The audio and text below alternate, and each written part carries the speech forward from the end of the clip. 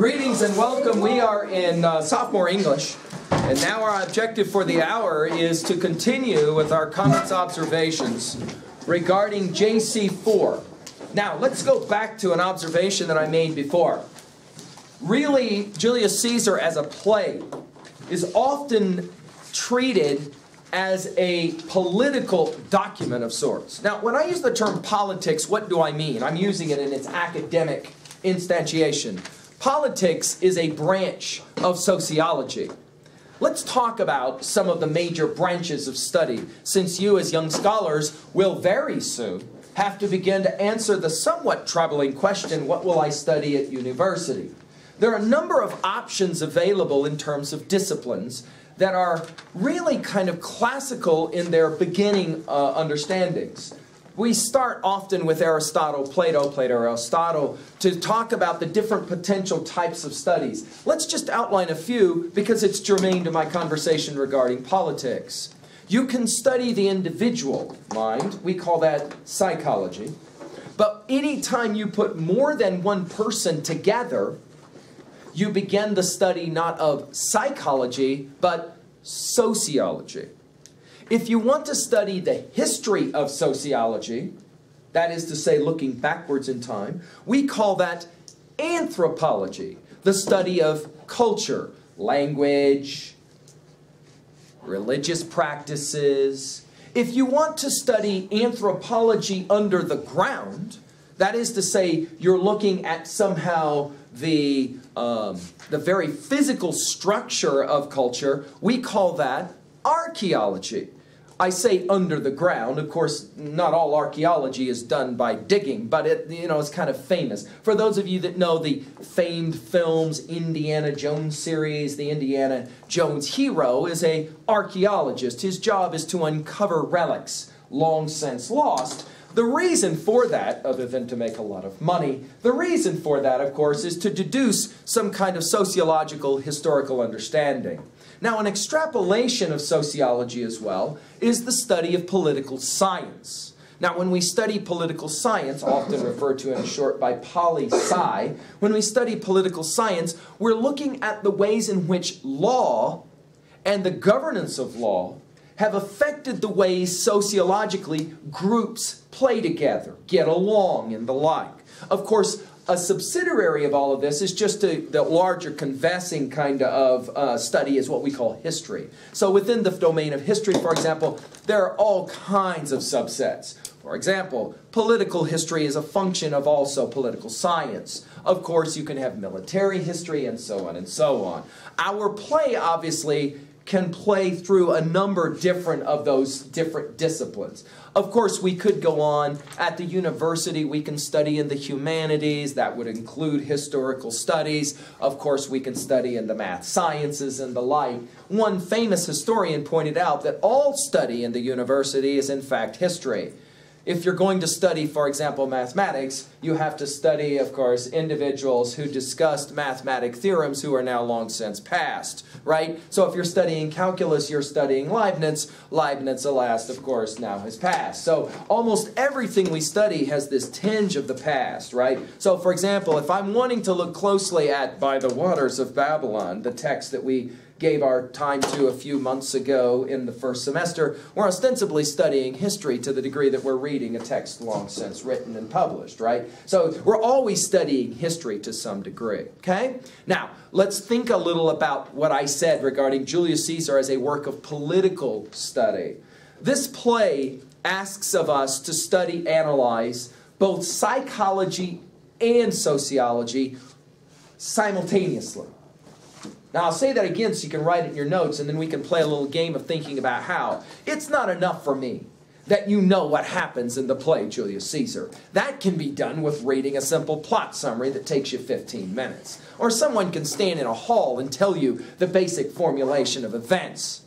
I'm far more interested in you beginning to try and learn through the study of the text. So I'll say it again to you. This is a play that analyzes both psychology and sociology. With that in mind, write down both of those terms. Remember that psychology begins with a P and not an S, right? Sociology obviously begins with an S. and skip a couple of lines, and then at psychology, jot down one insight that for you is a psychological insight. That is to say, of or relating to the individual mind. Okay? Then go to the sociology word and jot down one observation that's sociological in nature. In other words, not an individual, but when you put more than one together. That's a finding of yours. If you will, you've learned something about psychology. What is it? You've learned something about sociology. What is it? And again, we're working now with an understanding of Acts 1 through up to now 4:2. We are about to start 4:3. And I'm intentionally resurrecting this topic because we want to pay particular attention to psychology and sociology in 4:3. Let me give you just a simple example of this. 4:2 ends with what? I'm just asking to see if you remember. 4:2 ends with what? We're obviously setting up 4:3. Do you remember? They who? They who? Give me names. Right. We've got the two lead conspirators who are now where? Are they in the center of Rome? No. They're not. Why? They've been driven out, haven't they? Yeah, they've been driven out. And what do we know about Cassius and Brutus in regards to now the post-assassination and fleeing of Rome? What do we know about them in regards to their psychological states? What are they both like psychologically? How would you say it? How would you say it? Angry. Keep going. Give us some good adjectives. This is the reason we study our vocabulary. Are there good words that come to mind here? Psychological states of Brutus and Cassius. What is it that we understand about them? Both of them.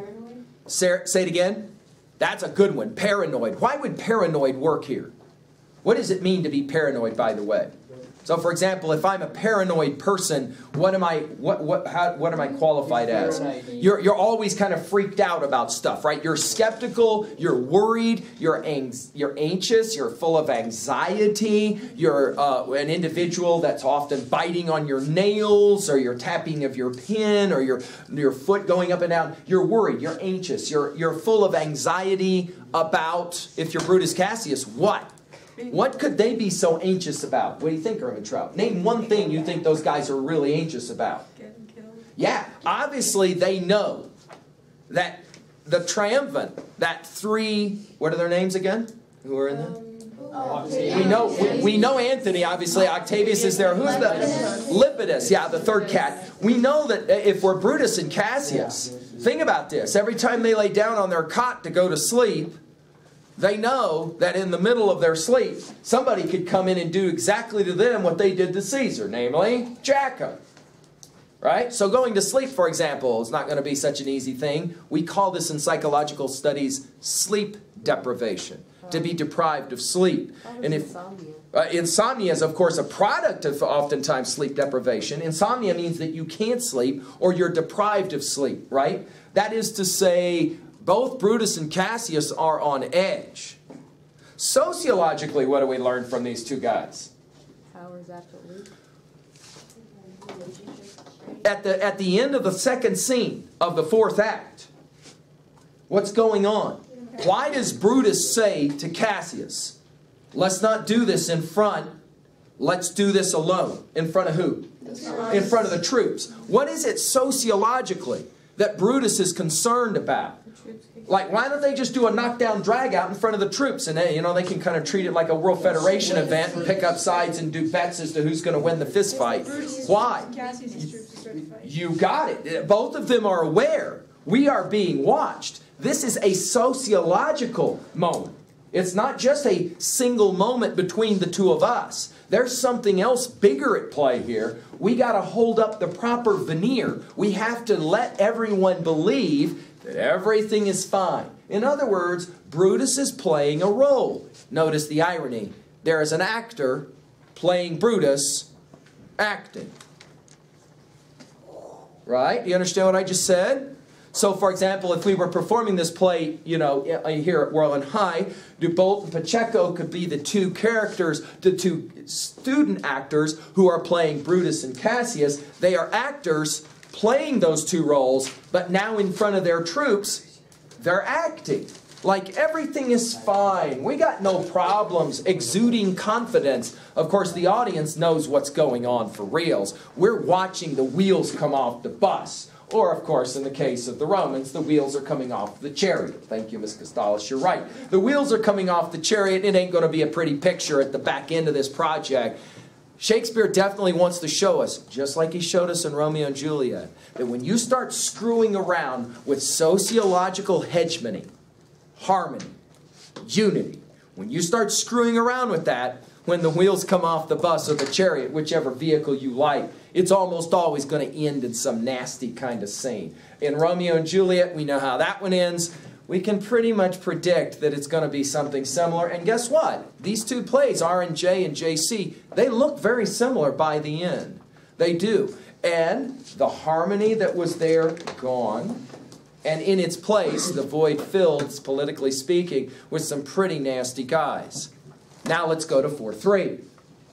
The fourth act will end now with a remarkable scene where Brutus and Cassius are going to engage in linguistic warfare. What do I mean by that, Skoda? Linguistic warfare.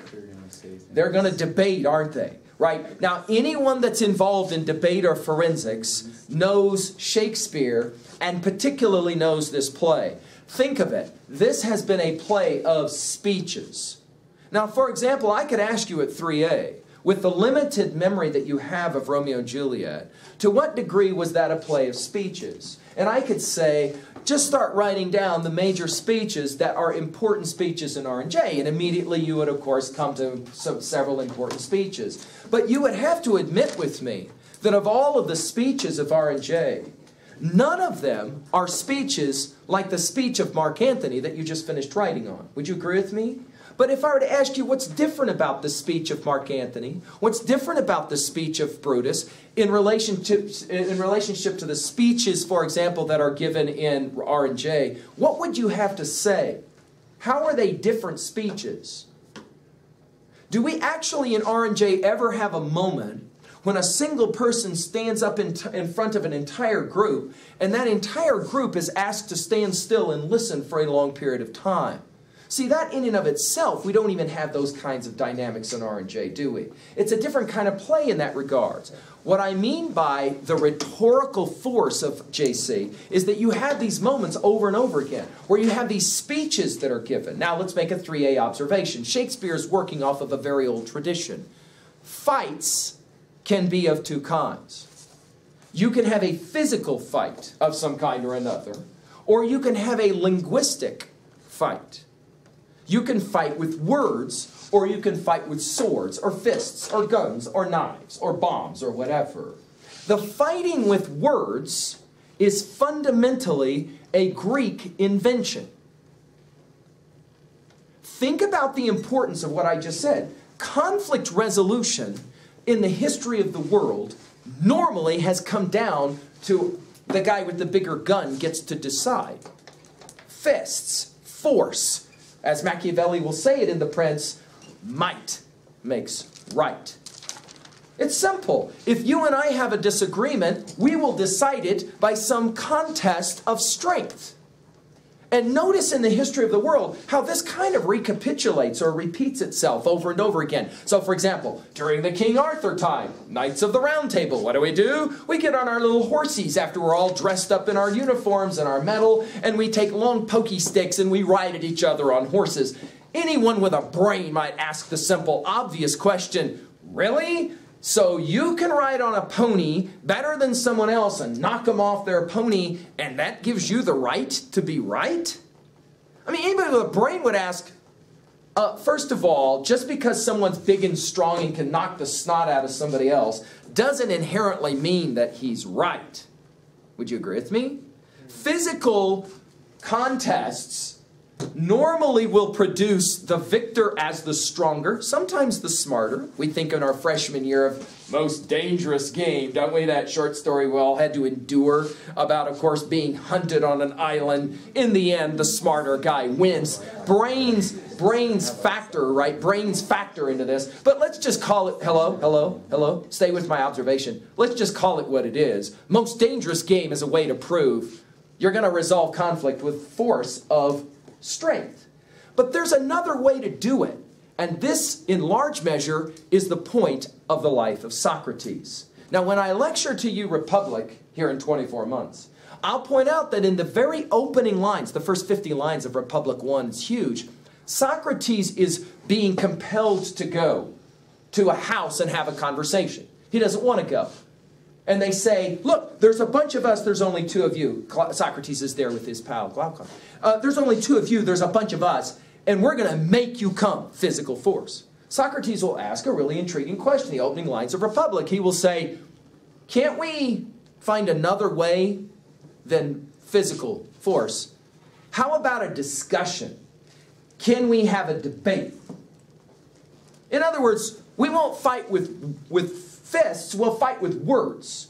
And the understanding is, if you can invent the better argument, well, then you're the winner. Now, that concept sounds to us today fairly normal. In the history of the world, it's not. It's not. Why? Because normally people who make the best linguistic arguments are the people who are better educated. That means oftentimes they're not the big strong ones. Are you ready for this? Plato will point out, even a female can be educated to debate. She may not be educated to bench press 580 pounds and smash someone's skull with a big rock, but she certainly can be educated to linguistically debate. Socrates will be the first person to argue men and women are co-equals if you want to reduce the fight in conflict resolution to language, linguistics. Of course, how you speak requires an understanding of the common language, but how you use the words is what we call rhetoric. Both Brutus and Mark Antony speak, in our play, English. There's an understanding that really they would be speaking what language? They would be speaking Latin, wouldn't they? Because they are Romans. They would be speaking Latin, correct? But in Shakespeare's play, because he's writing for an English audience, they'll be speaking in English. But they're both speaking English. That's the point of your paper, guys, that you wrote. They both spoke English. But you argued, almost in choral unison, that the speech of Mark Antony is a much stronger speech than the speech of Brutus. They're both speaking language, right? But the effect of the speech by Antony is far stronger. In other words, they have dueling speeches, if you will. Now in 4-3, we're going to watch another dueling speech. This one is of a different kind. There are no observers other than you as an audience member. And you're going to watch two close friends have a fight. Cassius and Brutus are going to fight. What they're going to fight over is a misunderstanding. Brutus believes that Cassius has behaved unethically, that he has in fact taken money that did not belong to him. Cassius, however, will respond, that was not the case at all. Brutus, you don't understand what happened. Through the course of the conversation, are you ready for this? As is often the case when verbal fights happen, they sometimes, especially with guys, lead to a physical altercation. If you've ever watched two guys physically fight, they almost never physically fight first. It almost always starts as talk. Are you looking at me? You got something you need to say? And then it will physically begin geographically to become, in terms of proximity, closer, closer, closer, closer. You can see two guys oftentimes face to face, nose to nose, and they're talking before they hit. There is a linguistic component to the inevitable one of these. And we go right up to that point where Cassius and Brutus are ready to draw swords and kill each other, and then they back away. Then we will find out Brutus is upset. The reason Brutus is upset is because he's just been told that his wife Portia is dead. The reason his wife Portia is dead is because she committed suicide. Her means of suicide is remarkable. She took the hottest coal from the fire, she put it on the back of her tongue, and she swallowed, so that she could be sure death was imminent. That coal will, of course, ruin her esophagus as it then goes into her stomach abdomen, where the wall lining of her stomach will be eaten away by the burning coal. This was a form of torture, actually, and death in Rome. Why would Portia kill herself this way? I mean, dude, what's so wrong with just jumping off of one of the number of high places in Rome? There's a number of places. No kidding. They invented places where you could go commit suicide in Rome so that you could, you know, with honor, you could jump off and fall. Well, I don't understand. That's an easy moment to kill yourself if you were to get. This, of course, is excruciating pain that's going to involve a long term, and there ain't nothing a doctor's going to do to save you. I mean, once this happens, it's over. But it's a slow, brutal way to die. Why would Portia do this? Guilt. So she's tough. Guilt, possibly. She feels guilty about what? She wants to show she's tough. She's showing she's tough. That's usually the better understanding of this. Portia, remember earlier, was the one that stabbed herself in the leg to show she's tough. Now she's going to show that she's tough. Cassius, when he finds out that Portia committed suicide and that Brutus knew, Cassius is surprised that Brutus was able to control himself and not kill Cassius. He's like, whoa, whoa, whoa. Then we will finish this scene by some back and forth about strategy. The challenge now, of course, is we're going to have a fight tomorrow. That fight's going to involve the troops of Mark Antony, Octavius, and the rest of them. How should we do that? All right, here we go. 4-3. We're now ready to just listen. Again, we're just listening, following, flowing it so that we're ready for our annotations to be submitted.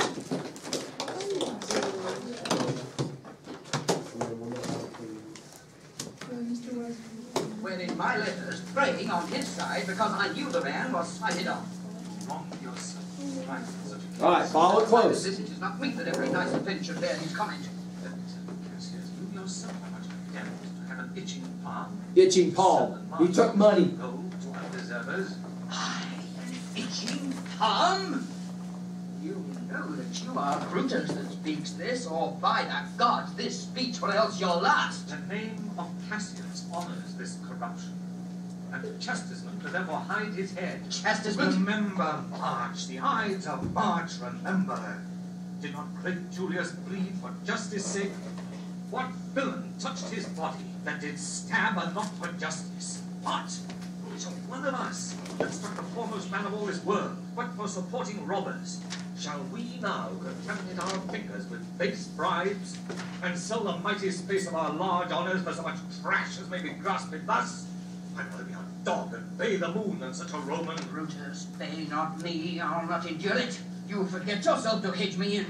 I am a soldier, I, older in practice, abler than yourself to make conditions. Go to, you're not Cassius. I am. I say you're not. Urge me no more, I shall forget myself. Have mind upon your health. Tempt me no further. No ways, like that. Whoa. Possible! Hear me, for I will speak. Must I give way and room to your rash choler? Shall I be frighted when a madman stares? Oh, ye gods, must I endure all this? Oh, yes, aye, more. Strength till your proud heart break. Go, show your slaves how choleric you are, and make your bondmen tremble. Must I budge? Must I observe you? Must I see? Questions his masculinity. Humor. By the gods, you shall digest the venom of your spleen, though it do split you. From this day forth, I'll use you for my mirth, yea, for my laughter when you're waspish. Is it come to this? You say you're a better soldier. Let it appear so. Make your vaunting true, and it shall please me well. For mine own part, I shall be glad to learn of noble men. You wrong me every way. You wrong me, Brutus. I said an elder soldier, not a better. Did I say better? Did I care not? When Caesar lived, he does not thus have moved me. Peace, you durst not so have tempted him. I does not. No. What? Does not tempt him? For your life, you durst not. Do not presume too much upon my love. I may do that I shall be sorry for. You have done that you should be sorry for. There is no terror, Cassius, in your threats. For I am armed so strong and honestly that they pass by me as the idle wind, which I respect not. I did send to you for certain sums of gold, which you denied me. For I can raise no money by vile means. By heaven, I'd rather coin my heart and drop my blood for drachmas than to wring from the hard hands of peasants their vile trash by any indirection. I did send to you for gold to pay my legions, which you denied me. Was that done like Cassius? Should I have answered Caius Cassius so?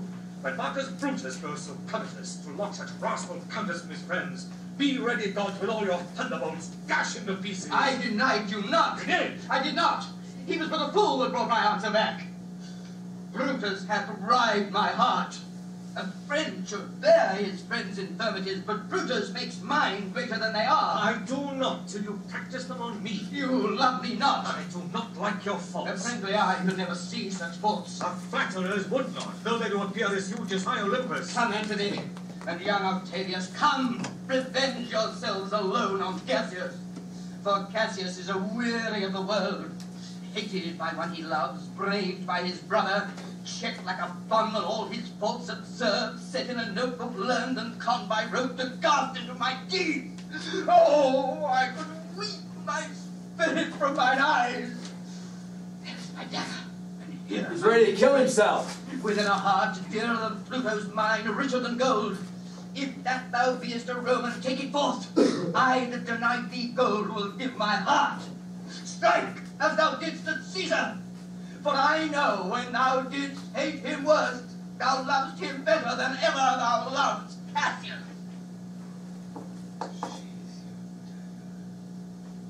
And now they call him. Be angry when you try to school.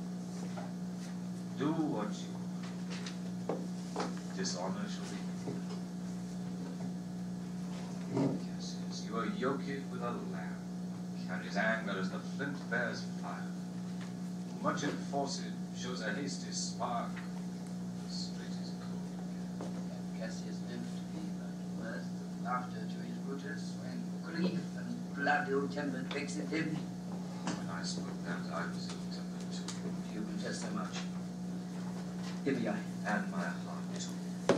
Oh, Brutus, have you not love enough to bear with me when that rash humor which my mother gave me makes me forgetful? Yes, yes, yes. Henceforth, when your over earnest Brutus, take your mother chides and leave him sleep.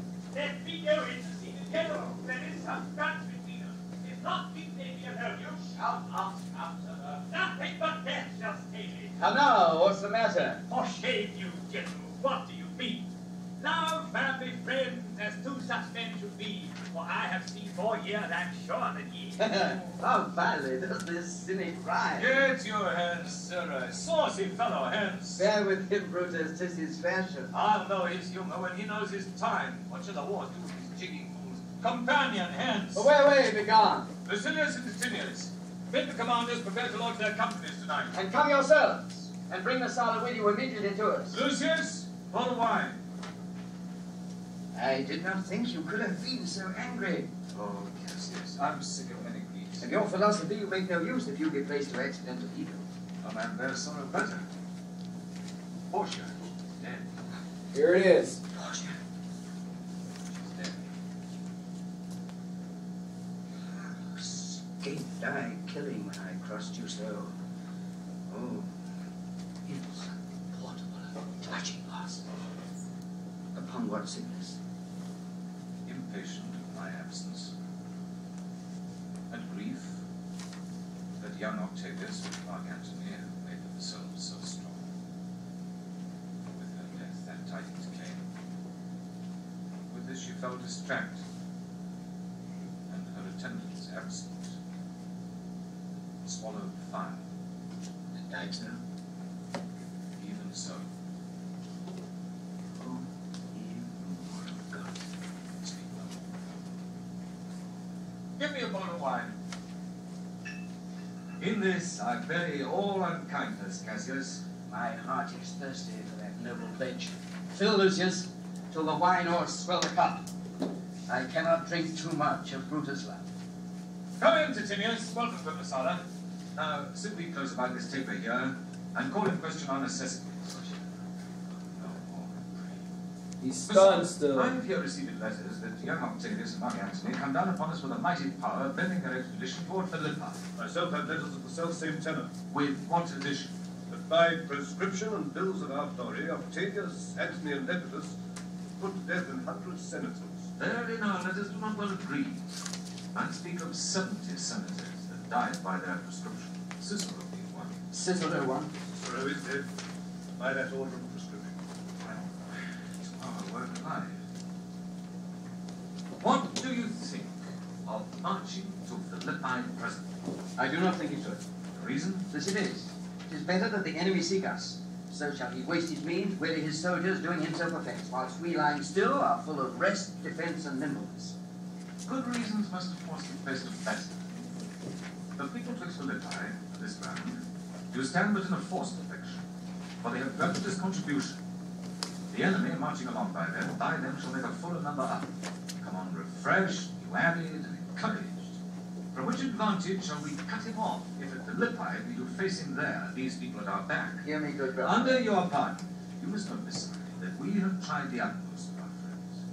Our legions are brimful, our cause is ripe. The enemy increaseth every day, we at the height are ready to decline. There is a tide in the affairs. Important line. Taken at the flood leads on to fortune. Omitted, all the voyage of their life is bound in shallows and in business. On such a full sea are we now afloat, and we must take the current when it serves, or lose our ventures. Then, with your will, go on. Wheel along ourselves, and meet them at Philippi. The night has crept upon our talk. Nature must obey necessity, which we will negate with a little rest.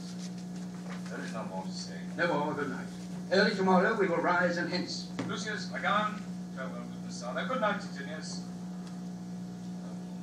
Noble Lucius, good night. Good repose. Oh, my dear brother, this was an ill beginning of the night. Never come such division between our souls. Let's not ever fight again. Everything is well. Good night, man. Good night, good brother. Night, Lord Richard. Farewell, everyone. Give me the gun. Where is thy instrument? Here in the tent. Thou speaks drowsily. God name, I blame thee not, thou art all watched. Call Claudius and some other of my men. I'll have them sleep on cushions in my tent. Follow. Claudius calls by Lord. I pray you, sirs, lie in my tent and sleep. It may be I shall raise you by and by on business to my brother Cassius. So please you, we will stand. Watch your pleasure. I will not have it so. Lie down, good sirs. It may be I shall otherwise bethink you. Lo, sirs, here's the book I sought for so. I put it in the pocket of my gown. I was sure your worship did not give it me. Bear with me, good boy. I'm much forgetful. Canst thou hold up thy heavy eyes a while, and touch thy instrument a strain or two? Aye, my lord, please. It does, my boy. I trouble thee too much, but thou art willing. It is my duty. I should urge thy duty past thy might. I know young bloods look for a time of rest. I have slept, my lord. It was well done. And I shall sleep again. I will not hold you long. If I do live, I will be good.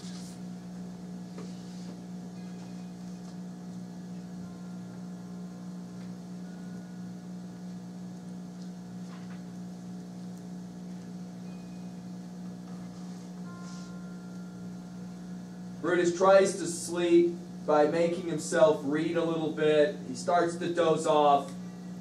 And of course we have this interesting scene. This is a sleeping tune.